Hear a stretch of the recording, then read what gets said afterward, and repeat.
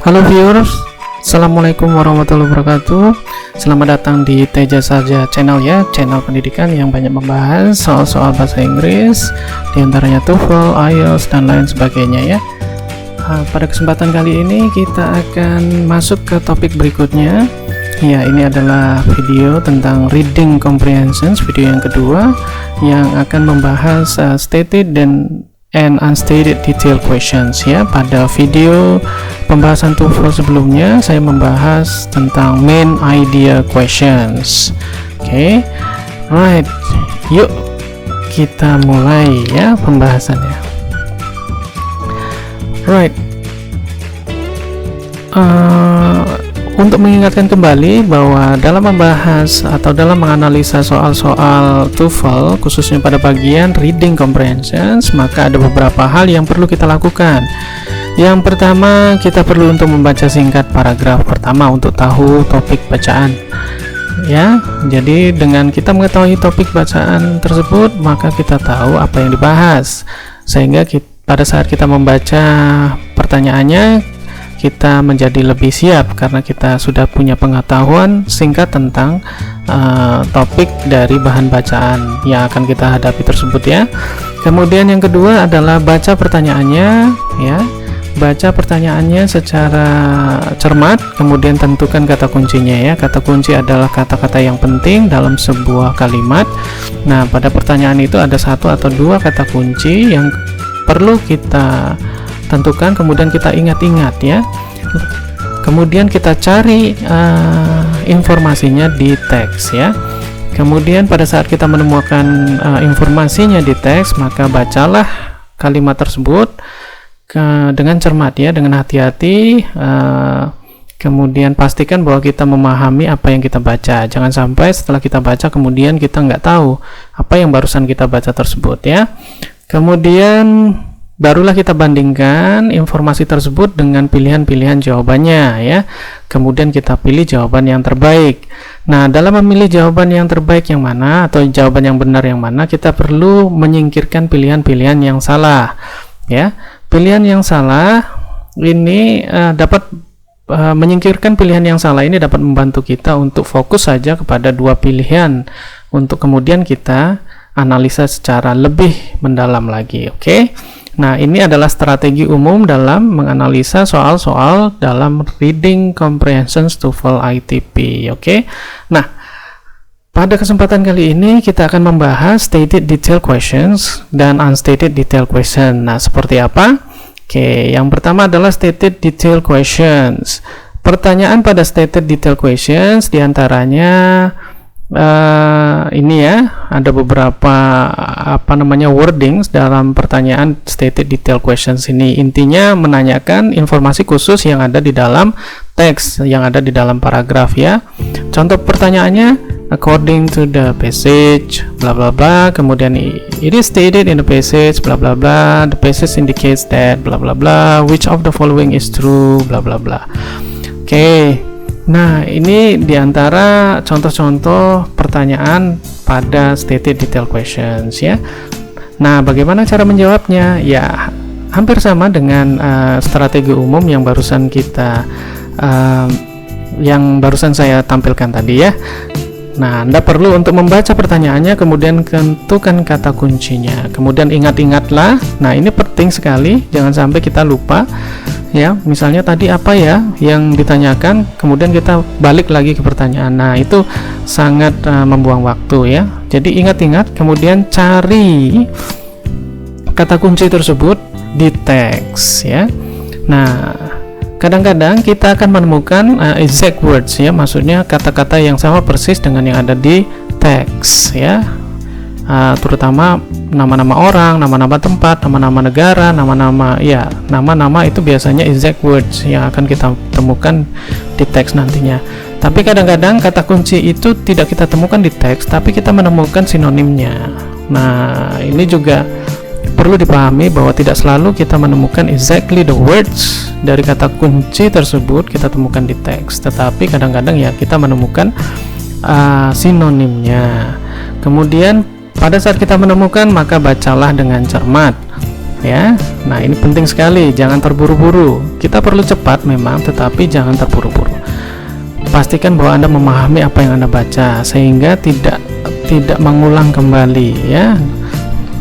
Nah, kemudian setelah kita memahami, bandingkanlah dengan pilihan jawaban yang ada, ya. Ada 4 pilihan. Kemudian kalau Anda bisa menentukan yang mana yang paling benar, maka pilihlah. Kemudian kalau bingung, maka singkirkan dulu pilihan-pilihan yang salah, ya. Oke, mari kita lihat contohnya seperti apa, ya. Yang pertama kali kita lihat adalah the questions-nya, ya. Oke, questions-nya di sini adalah the passage indicates that Jamestown. Kata kuncinya apa? Di sini sudah digaris bawahi, ada Jamestown di sana.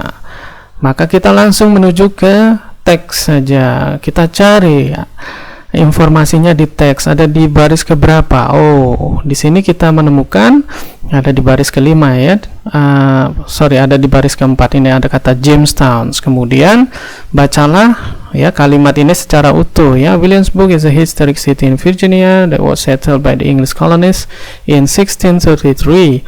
26 years after the first permanent English colony in America was settled at Jamestown.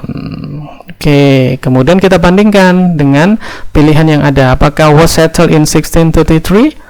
Oh, 1633. Oh, sepertinya bukan, ya, karena yang settled di 1633 adalah Williamsburg, ya, bukan Jamestown. Kemudian was settled 26 after Williamsburg.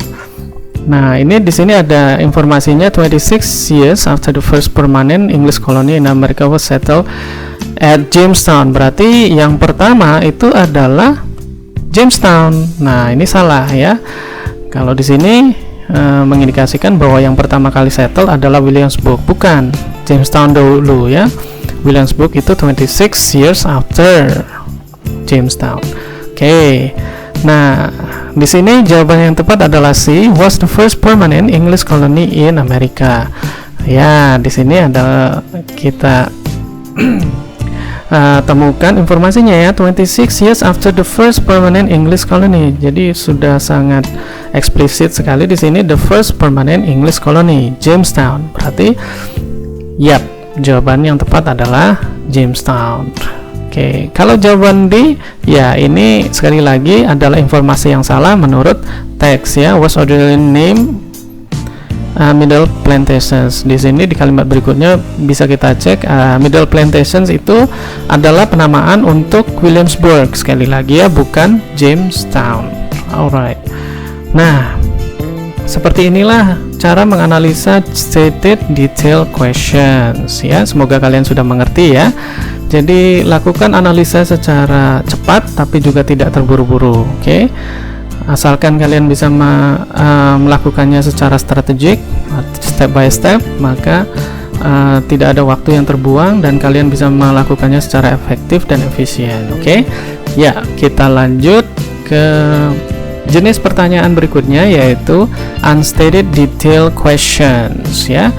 Nah, contoh pertanyaannya seperti apa? Nah, di sini kita bisa lihat, which of the following is not stated, which of the following is not mentioned, which of the following is not discussed, all of the following are true except, ya. Jadi ini kita mencari pilihan-pilihan yang tidak disebutkan di dalam teks atau tidak benar menurut teks, ya. All of the following are true except, ya, kecuali, ya. Jadi berikut ini benar menurut teks kecuali, jadi kita memilih jawaban-jawaban yang tidak benar atau yang salah menurut teks, ya.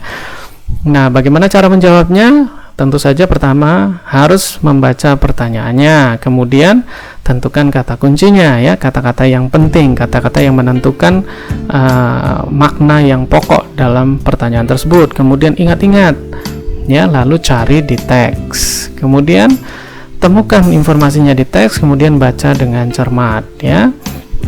Kemudian bandingkan dengan pilihan jawaban, lalu pilih yang benar. Oke, jawaban yang benar adalah jawaban yang tidak sesuai dengan yang ada di teks, ya. Lalu kita perlu menyingkirkan pilihan-pilihan yang benar, karena pilihan yang benar menurut teks itu adalah jawaban yang salah. Jadi ini adalah kebalikan dari stated detail questions tadi ya, karena yang kita cari adalah yang not mentioned atau not discussed atau yang false. Oke, jadi kita menyingkirkan jawaban-jawaban yang benar menurut teks. Kita memilih jawaban yang salah menurut teks atau yang tidak disebutkan atau yang tidak tertulis di teks. Oke, bagaimana bentuk analisanya? Mari kita lihat. Oke, sekali lagi, yang pertama kali harus dilakukan adalah membaca pertanyaan. Nah, di sini kita bisa melihat which of the following is not true, ya, yang tidak benar about the word gadget, ya. Jadi kata kuncinya ada kata gadget. Oke. Maka langsung kita cari dalam mencari sebuah kata kunci di dalam teks itu adalah kita harus cepat dengan menggunakan mata ya. Mata kita harus kita gerakkan urut seperti itu. Kita tidak perlu membaca satu persatu kata karena itu akan cukup lama. Jadi kita harus benar-benar menggunakan mata kita ya dalam mencari, seperti men-scanning ya. Oke, dan kita temukan ada di baris ketiga. Kemudian kita baca saja. The word gadget is not such a word. It was first used by British sailors in 1850s and probably came from the French word gadget, which was a small hook. Oke, jadi kira-kira seperti itu informasinya. Maka langsung kita bandingkan informasi tersebut dengan pilihannya. It is used to name something when the name is not known. Ya, right. Sepertinya sesuai ya dengan informasinya dengan yang ada di teks ya. Di sini kita dapati di kalimat berikutnya itu sama informasinya sesuai. Other words are also used to give a name something unnamed atau unknown ya. Jadi A benar, bukan ini yang kita cari. Kemudian B ya, B ini jawabannya, dan ini adalah informasi yang salah menurut teks ya. It was used at the beginning of the 19th century ya, at the beginning of the 19th century.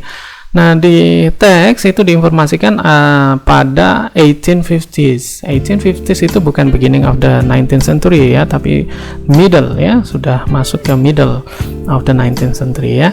Oke.